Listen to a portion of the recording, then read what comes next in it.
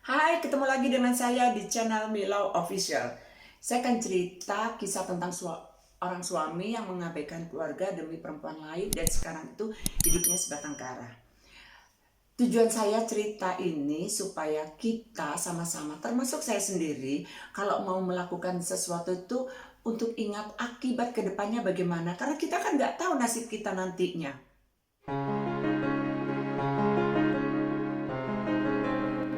Sebut aja namanya Pak Wal, tapi ini bukan nama sebenarnya ya. Awalnya kehidupan keluarga Pak Wal ini harmonis dengan 3 orang anak. Anak yang pertama itu cowok, yang kedua sama ketiga itu cewek. Karirnya Pak Wal itu bagus, jadi lengkap sudah kebahagiaannya. Sampai suatu saat kehidupan yang rukun-rukun aja itu terusik dengan hadirnya wanita lain dalam kehidupan mereka. Yang membuat Pak Wal itu tega menelantarkan keluarga demi perempuan yang baru dikenalnya. 3 tahun hubungan itu nggak ketahuan karena pintarnya Pak Wal menyembunyikan perselingkuhannya. Tapi terbongkar karena perempuan selingkuhannya itu menemui Pak Wal, entah apa maksudnya. Lalu dia memberitahu hubungan mereka. Langsung cek jantungnya Bual itu, terus badan itu rasanya lemas. Tapi dia berusaha kuat. Dia sebenarnya agak sedikit nggak percaya karena Pak Wal itu bukan tipe orang yang bukan laki-laki yang kelihatan tebar pesona atau suka suka apa ya agak gendit gitu, dan penampilannya pun juga kayak biasa banget gitu. Lalu saat pulang gua tanya dong kebenarannya dengan Pak Wal, tapi Pak Wal nggak mau ngaku dan dia bilang nggak kenal. Tapi Buar tetap curiga karena lama-lama Pak Wal itu sering nggak pulang dan malah gaji itu sering nggak dikasih. Karena tahu begitu, segala cara diupayakan dengan Buar supaya Pak Wal itu sadar dan kembali ke keluarga karena dia masih cinta. Kalau Pak Wal itu pulang ke rumah, Buar berusaha dandan. Dia masak kesukaannya Pak Wal. Pokoknya dilayani dengan baik, tapi semua sia-sia. Buar juga minta maaf berkali-kali dan tanya ke Pak Wal kekurangannya dan kesalahannya itu apa supaya dia bisa memperbaiki. Tapi Pak Wal itu malah jawab dengan nada marah yang bikin mereka jadi ribut. Kalau udah gitu, Pak Wal itu kabur berhari-hari. Anak-anak pun sudah berusaha dekati ayahnya supaya sadar, tapi malah makin menjadi dan nekat nikahi perempuan itu. Padahal sebagai abdi negara itu kan nggak boleh beristri lebih dari satu karena sudah ada peraturannya dan ada sanksinya. Tapi karena dibutakan dengan cinta yang membuat Pak Wal itu nggak peduli dengan karir yang selama ini sudah dia rintis. Dan ternyata Pak Wal sama pelakor itu kontrak rumah di dekat rumah mereka. Karena Pak Wal sudah nggak nafkahi lagi, buat itu bingung gimana dengan biaya sekolah anak-anak sementara untuk makan aja susah. Dan lama-lama capek juga ya berharap. Akhirnya Buah dan anak-anak tuh jualan kue titipan dari orang-orang. Mereka belajar untuk ikhlas daripada harus meratapi Pak Wal yang sudah nggak peduli lagi. Beberapa tahun kemudian Pak Bual itu meninggal tanpa keluhan sakit. Anak-anak itu kaget dan shock karena seharian itu ibu mereka baik-baik aja dan selama ini juga nggak ada keluhan sakit apapun. Lalu anak yang pertama itu ditemani sama tetangga dan temennya itu nemui Pak Wal untuk ngabari berita duka. Tapi Pak Wal itu malah cuek aja. Dia sambil peluk-pelukan sama perempuan simpanan malah ngejawabnya gini, udah meninggal ya udah, mau diapain lagi, besok aja papa pulang. Sakit banget kan hati si anak ini. Lalu dia pulang dong dengan nahan marah dan kecewa yang sangat luar biasa. Akhirnya Bual dimakamkan tanpa kehadiran Pak Wal. Sepeninggal Bual, anak-anak itu makin sedih karena ayah mereka itu malah nggak pernah nengok atau sekedar tanya kabar aja. Sampai anak-anak kerja dan menikah, Pak Wal juga nggak peduli. Setelah nikah, akhirnya anak-anak itu tinggal di luar kota dan nggak pernah pulang lagi karena punya banyak kenangan tentang ibu mereka.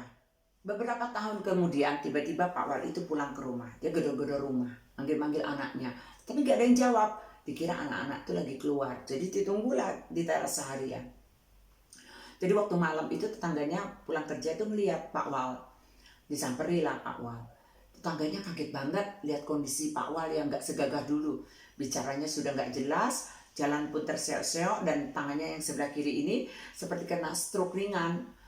Tapi penampilannya itu masih tetap rapi. Tetangga ini bilang kalau anak-anak itu sejak menikah udah nggak pernah pulang lagi dan mereka tinggal di luar kota.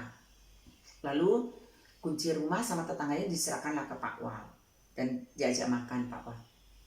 Diajak makan bareng ya, karena dari siang itu istrinya bilang Pak Wal itu belum makan. Tetangga ini diam lihat Pak Wal tidak bertanya apapun, tapi Pak Wal cerita kalau dia itu diusir dengan istri sirinya karena sakit jadi dianggap merepotkan. Ternyata istri sirinya ini selingkuh. Sejak saat itu akhirnya Pak Wal itu tinggal di rumah sendirian dan mengurus segala sesuatunya sendiri. Padahal Pak Wal itu gak kuat mengerjakan sendiri dengan kondisinya seperti gitu. Mau cari orang untuk bantuin dia, gak punya uang. Karena Pak Wal cuma hidup mengandalkan gaji pensiun yang cuma cukup untuk hidup sendiri dan berobat. Pak Wal merasa sangat kehilangan. Gak ada yang ngurus dia, sakit sendiri dan ke rumah sakit sendirian. Pak Wal pengen banget ketemu dengan anak-anaknya dan berusaha nyari keberadaan anak-anak. Pak Wal gak tahu kontaknya mereka, karena dulu kalau anak-anak itu hubungi Pak Wal langsung diblokir dengan istri sirinya. Keluarga Pak Wal dan Bu Wal itu di luar pulau semua, karena mereka memang orang seberang, kontaknya pun gak punya. Apalagi keluarga Bu Wal sakit hati dengan perlakuan Pak Wal ke mereka. Tapi Pak Wal itu menyesal dengan apa yang sudah dia lakukan.